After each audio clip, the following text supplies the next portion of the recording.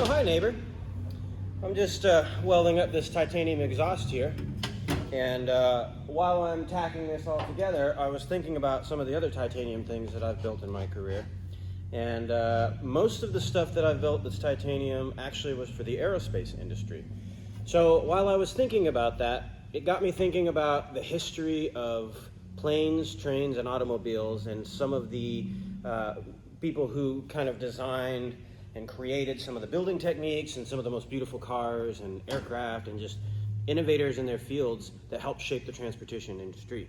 So I'm really big into history, and when I first started out building cars in my career, I apprenticed with a factory-trained panel beater from Aston Martin, and he would tell me stories all the time about his career and just racing and car building and just all sorts of things. Stories told from an old man to a young man, and it really sparked my interest in the history of all this stuff. So I started researching and learning and educating myself about some of the things that happened in history that I think are really, really interesting. Hot rodding, 24-hour Le Mans, aviation, all kinds of stuff. On my studies, I actually learned about men and women that inspire me, men and women who were innovative thinkers and not afraid to create and challenge ideas and push things outside the boundaries. And there's some interesting parallels as well. So while I'm thinking about this stuff, I thought I would talk to you guys a little bit about the history of coach building and car building and just some of the stuff that I've learned in my career. And before we get into it, obviously I haven't prepared a written thing, so this is basically just information that I'm recounting to you that has been told to me or stuff that I've studied. So if any of this piques your interest at all, I highly encourage you to do your own research and go farther down the rabbit hole. Use this as a jumping off point to kind of help you study up on things that are interesting to you. History is important to me, why we do the things that we do, how things came about. I feel that stuff is very, very important. It's important to me. It's one of the reasons why I feel so strongly about continuing to pass on the traditions through the generations. So let's talk about some history. Okay, so what does welding titanium have to do with coach building or building cars? So as I was studying coach builders, I found some interesting parallels and some of the things that they had in common and these kind of threads that you saw through history repeating itself. So essentially what happened was there was a time in world history where there was a boom where we were excited about cars and we were excited about going fast and excited about motorcycles and combustion engines and aerospace, right? So during this time period, obviously automotive made faster leaps than aviation, but even then people were trying to figure out how to fly. Leonardo da Vinci had already figured out how a helicopter works years before. The Wright brothers had flown, so there was this kind of excitement around the world. So essentially once we figured out how to make things go, we wanted to go fast. So at the time, people would build wagons or coaches, right? Horse-drawn coaches. And that was a normal thing. It was a normal career, it was a normal factory job, or maybe a small artisan workshop, but what have you. They would build coaches. They would build wooden coaches or wooden wagons, things to be pulled by horses.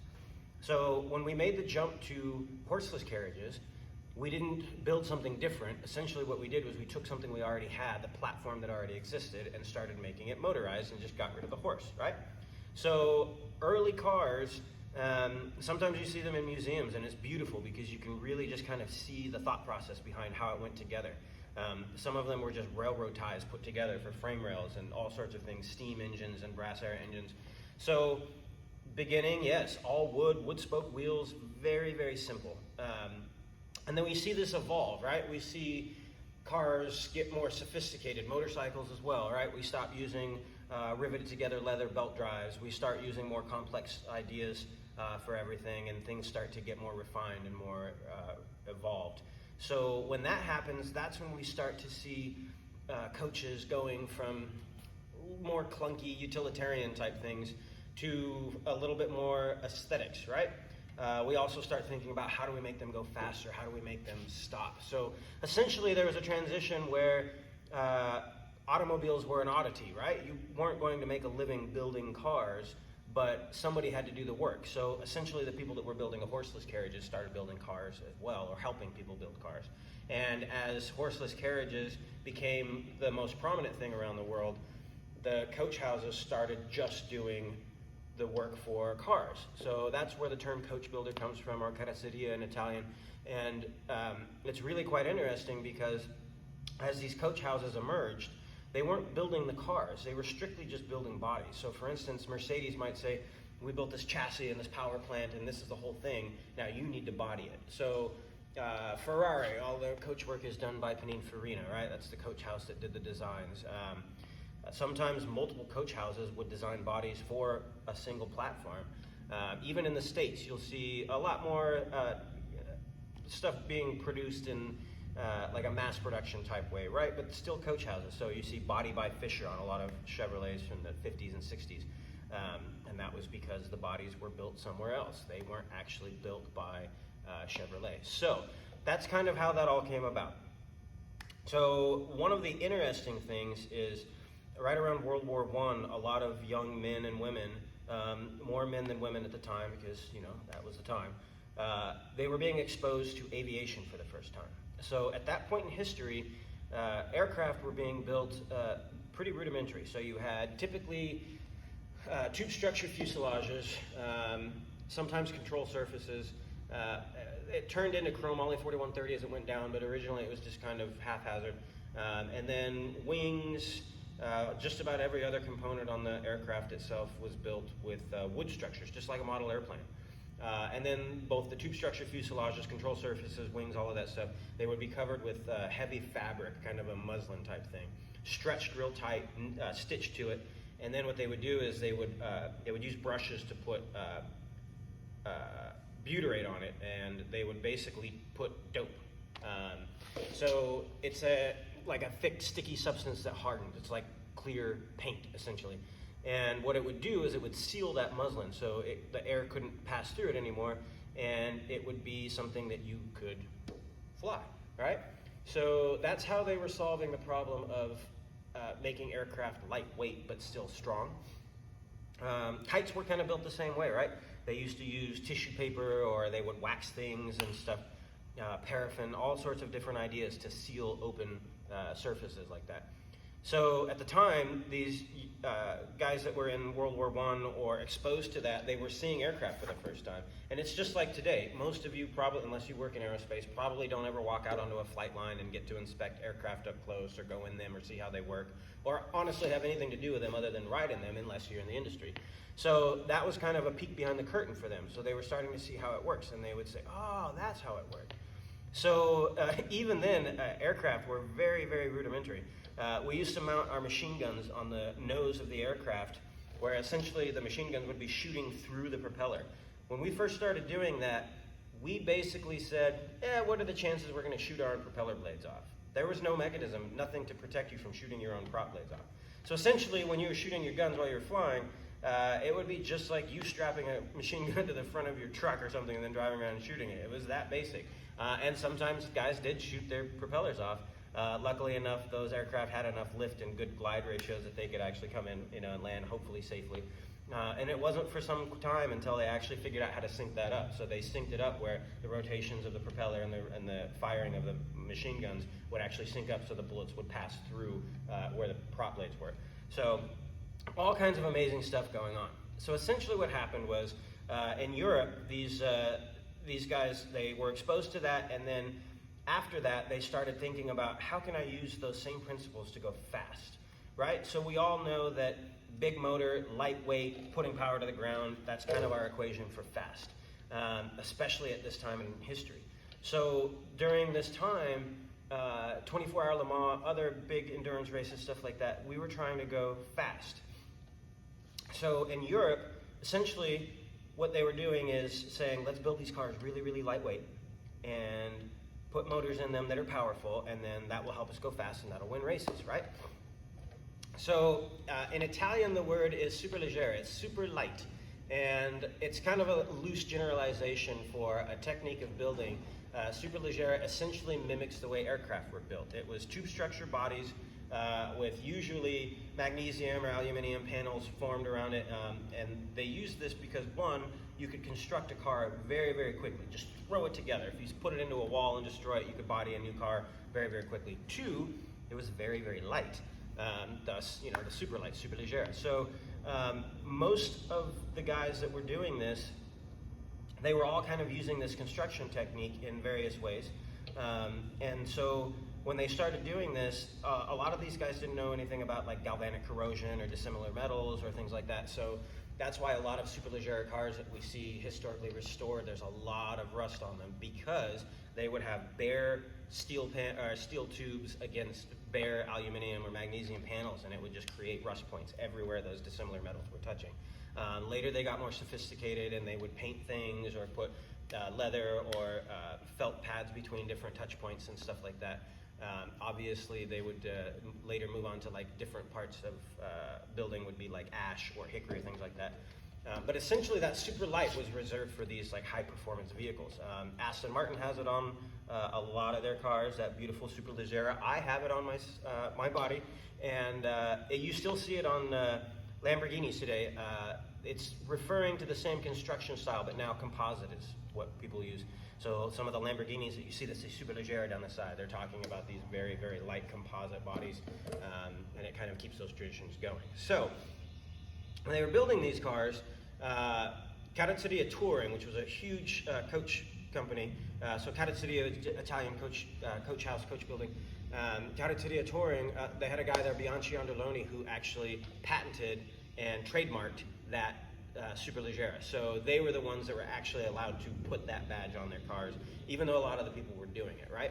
So they were building these cars, they were going very, very quickly, and very rough put together, and to me, I've mentioned before that just seeing raw coach work is one of the most beautiful things that I see, is because you can really just see the thought process, the engineering, the innovation, each hammer stroke.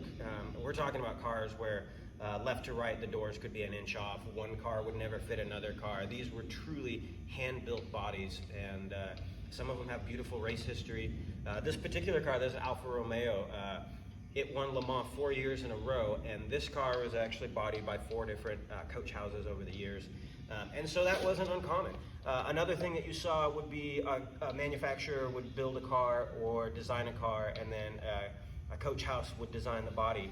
And then sometimes they would make special edition ones where they would bring in another coach builder, and he would build, or him and his team or whomever, they would build these slightly different versions, performance versions, right? So like Hugo Zagato. Zagato's a coach builder that I'm a huge fan of, and he did a lot of cars like that. He would take existing cars.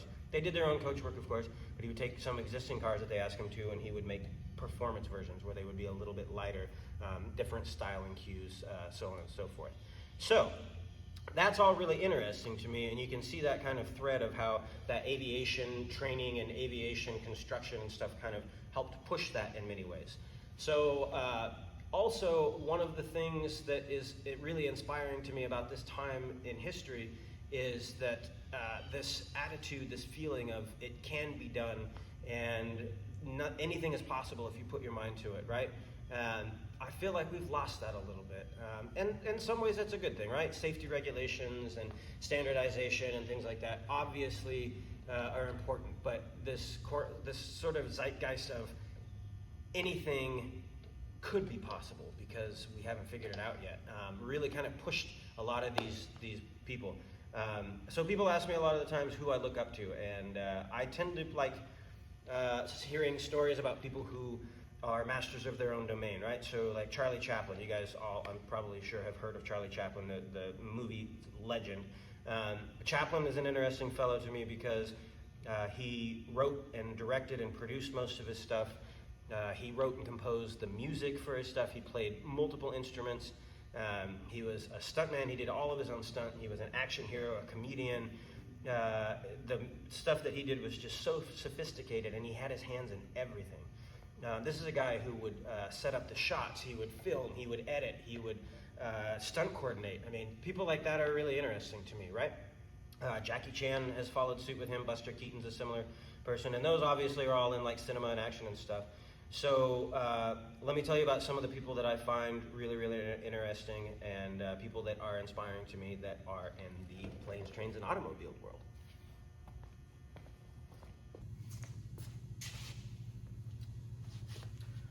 So one of them is Ferdinand Porsche. Okay, so I'm a big Volkswagen guy. My first car was a Volkswagen Beetle. I've had 8 or 9 Beetles over the years, Gias. First motor I ever rebuilt was a Volkswagen motor, so I have a soft spot for them. They're wonderful little cars, or terrible little cars, depending on how you look at it, but they make you feel some type of way if you've ever had an experience with them. So Ferdinand Porsche, he's the one that designed these cars, and what's amazing to me is when he designed that flat-4 air-cooled motor, he did that before he was 25 years old. And at the time, that wasn't something that already existed, right? So obviously he was drawing from things that do exist, but it wasn't like we were doing things where we were creating variations and variations of things that already exist. He essentially kind of said, no, I think this configuration is going to work and an air-cooled motor should work. Obviously it was one of the most powerful little workhorses that has gone on forever and ever. I mean, that car was in production all the way up into the late 80s, right? So he designed this thing before he was 25 years old. That's incredible to me.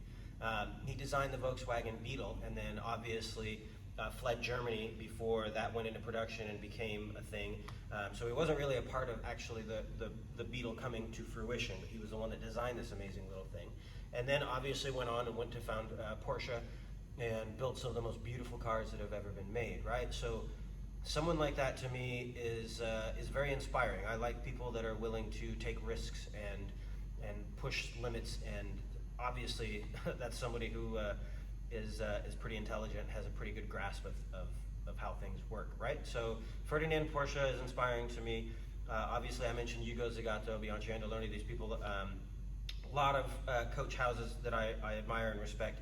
And then Igor Sikorsky, if you're not familiar with him, Igor Sikorsky is who they call the father of the modern helicopter. So Igor Sikorsky basically took what Da Vinci had created years ago, which is amazing, right? Da Vinci, arguably one of the most intelligent people to have ever lived, and nobody thought he was that way when he was alive. So like many great thinkers, he unfortunately lived and died without ever seeing the respect that he later garnered for his amazing ideas and some of the stuff that he came up with. But I digress. So Da Vinci figured out how a helicopter works, but he never built one that worked, right? So Igor Sikorsky took those ideas later on and said, yeah, I think I can make that work, right?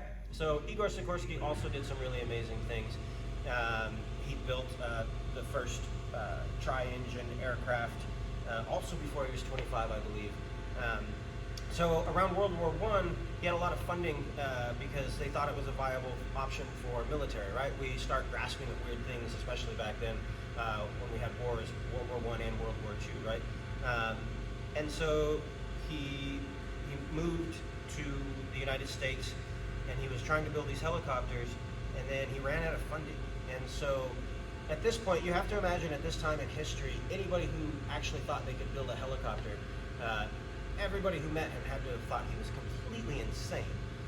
So he had this abandoned chicken farm, and he was trying to build helicopters. I mean, he was building prototypes, chaining them to the ground, doing test flights, wearing his hat, you know, his coat, just out in a field in an abandoned chicken farm. And like I said, I mean, people had to have looked at him like he had 3 heads. So he didn't have any funding after the war because the military didn't care anymore, and he still had this dream. And so he kept pushing, he kept pushing, he kept pushing, and he did it. Sikorsky actually ended up becoming the legacy helicopter manufacturer since then. They manufacture the Blackhawks for the U.S. military.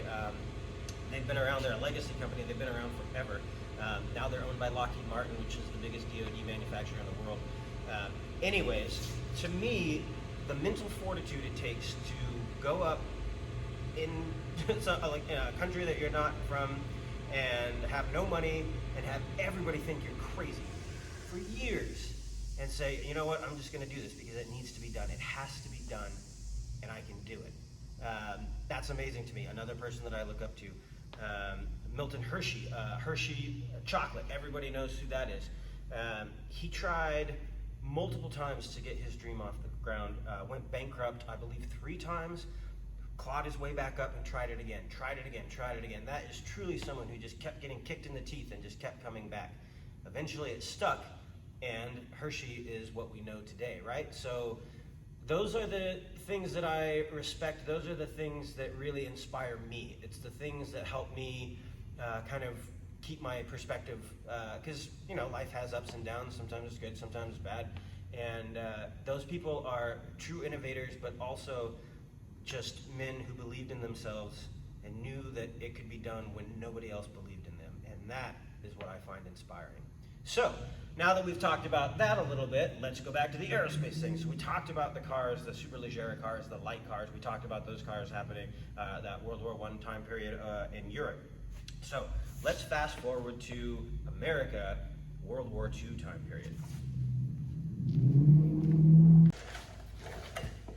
So America during World War II, we see something that's amazing to me.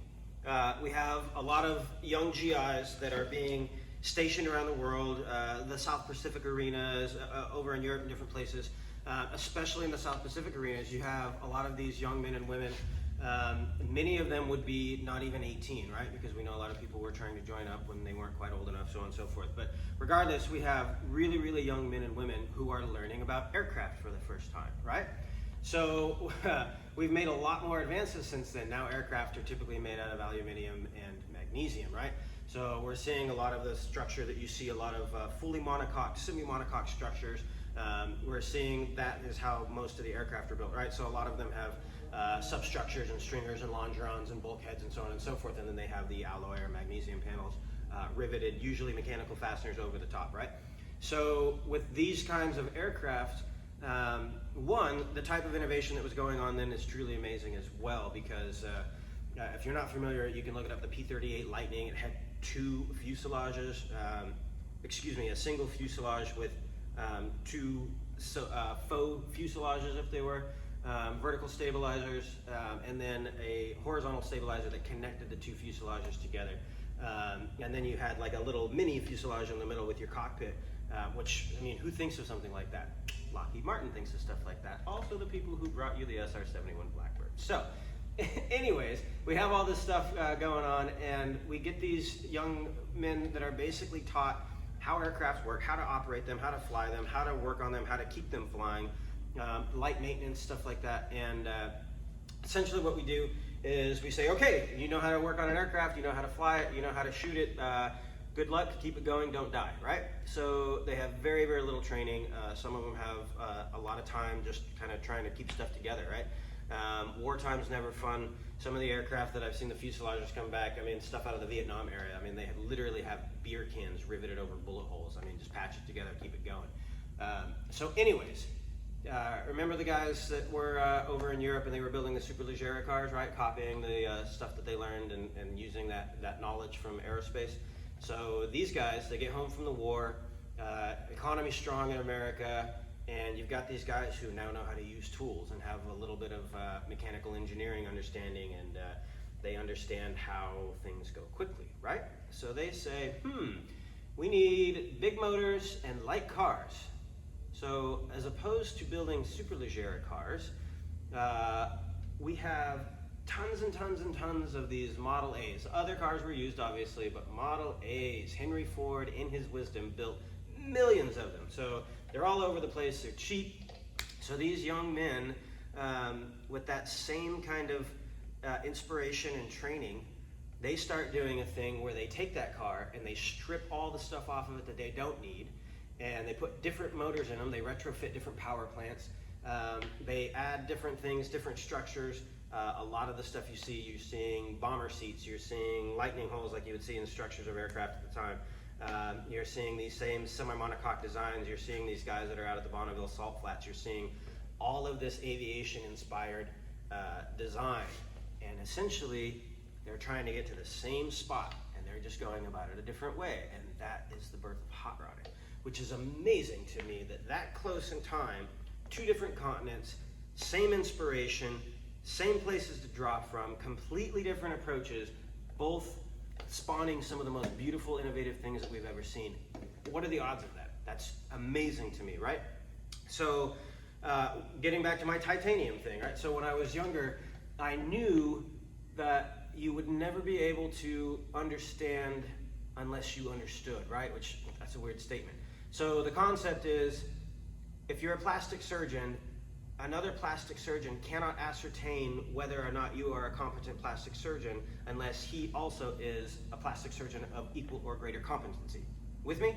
So, in the same line, I couldn't possibly understand some of the concepts and designs and the way things were thought out of those men and women unless I also had the same information, the same base to draw from as they did, right? Because I have to be able to pull that perspective in. That's the one thing that we can't cheat. We can't cheat time, and we can't cheat perspective, right? So more time, more experience, more knowledge, the more experiences we pack in, right? The more we have to draw from, and that's how we deal with our day-to-day lives, right? So when I was younger, I ended up getting a license, a federal license from the government to build aircraft. And I also got certified to aerospace with my welding. And the reason why was two for me. People ask me, they say, why are you spending time doing this? Because you're a car builder, and that's what you want to do, and that's where your focus is. And the two reasons are, one, I needed to know for sure real information, right? So at the time, as a young man working in shops, a lot of times I would get people telling me, like, well, this is how we do it, and this is how it's done. And I would ask, because I was young and irritating probably. I would say, why? How does that work? And they would say, well, that's the way I was taught, or that's, you know what I mean? But there was never the scientific explanation behind it, which it wasn't their fault. But I wanted to know. I really needed to know that. So I needed to know that if I welded something, was it good enough? Was it as good? Could it pass the same specs that somebody who is welding something that's going to leave Earth's atmosphere or fly over 600 miles an hour and get all the NDI and stuff like that? I needed to know. I needed that, right? So same thing, if I'm building a chassis, if I'm designing something, or I'm making structure changes to a body, I needed to know how the load transfers differently because of the changes I'm making, what metallurgical processes are required, how things are done in some of the most stringent industries, right? So aerospace was kind of something that drew me to it. And two, I needed to understand the same inspiration that those people had when they were designing and thinking about cars, right? So for me, especially when I'm doing custom stuff, it's not really to me about building whatever Adrian thinks is cool or something like that. Essentially what I'm trying to do is take the same techniques and designs that were built by not only historical figures, but also, like I said, things built to that standard and that level, right? So aerospace guys, you know how it is, right? Every single fastener, every single torque value, all of that stuff, it's important. So when I design this stuff, essentially what I'm trying to do is kind of take the design a little bit further, right? Perhaps a car that I'm building, I'm not building it custom. All I'm doing is joining the design team, joining the engineering team, joining the structures team, and kind of putting my input into a single build now, saying, like, what if I change this? What if I did that? Which is obviously an amazing opportunity for me to, in that sort of way, kind of walk in the footsteps of those people, right? Obviously, it's super humbling. I'm not really, I didn't do anything like Ferdinand Porsche or Igor Sikorsky before I'm 25, so I can't compare myself to those people, but I can definitely aspire to learn the things that they learned and understand the things that they understand. So when I'm talking about cars sometimes, that's kind of the passion for me, right? So I have young men and women that work for me, and I talk to them, I say, what does it for you? Because we all are in this for a different reason. Some of us like the big over 20-foot pre-war cars that you have to crank. Some people are into brass air cars, steam cars. An interesting thing for me is I'm seeing young people are more and more into cars that aren't classic to me, right? Which I admit freely that I don't understand, but I do understand passion for vehicles. And to me, that's the thing that kind of should bring us all together, right? So what's funny is at this point in history, at least with cars and car building, almost all of my customers, almost all of everybody's customers, I would probably hazard a guess, are in a certain age group, right? And they're building these cars because they have an emotional connection to them. They are the cars that their parents had, or they were the cars that they saw on the road, or the cars that their parents admired and lusted after, or they were the cars that they wanted in high school but they couldn't afford them and they can afford them now, right? So different generations, you're seeing different things. You're seeing like a lot of the concourse cars and stuff that I do over the years, you see kind of an older customer base, and then a lot of the guys that are building like the muscle cars and the pro touring cars, like I said, these are guys that would see these cars like I said, when they're in high school or different things. And then there's some of us like me that got into it because of our parents or other influences like that, different people that I had. But it always comes from some sort of spark of passion, something that ignites a feeling in you, right? So as I've gotten into like amateur racing and drifting and stuff like that, I'm starting to meet a whole new generation of people who are just as passionate about vehicles as I am, and completely different vehicles, and that's crazy. So I guess the summation of all this thing is history of this stuff I feel is very important. Some of this stuff may resonate with some of you out there. Some of you guys might be like, what is this guy talking about, right? But some of us, I think, will find it important, and I think that the history of these things is linked a little bit more to innovation in the future and where things are going, and electric and hybrid and all of these things. I think the stuff from the past is still very, very relevant to the things in the future. And I feel like continuing to carry that information forward will help us in the next generations when I'm dead and gone and you guys don't have to listen to me anymore. I think that's going to be very, very important. So once again, this is all stuff that I'm just talking to you guys about just out of my mind. So if I got a date wrong or a fact wrong or something, don't hold it against me too hard. But like I said, I would encourage you to take the stuff that I've gone out there and research it, right? One, you can find out the details that I haven't gotten quite right. And two, it will send you on your own journey to studying the things that pique your interest, right? That's the Montessori way. Whatever is interesting to you, go down the rabbit hole. So maybe the aviation aspect of that is something that's really interesting to you. Or maybe you just want to know more about the transition from horseless carriages to automobiles, or you're interested in racing in Le Mans, or you want to know about endurance racing. It's all valuable. So hopefully this was informative. I have some titanium to weld, so I will see you guys next time.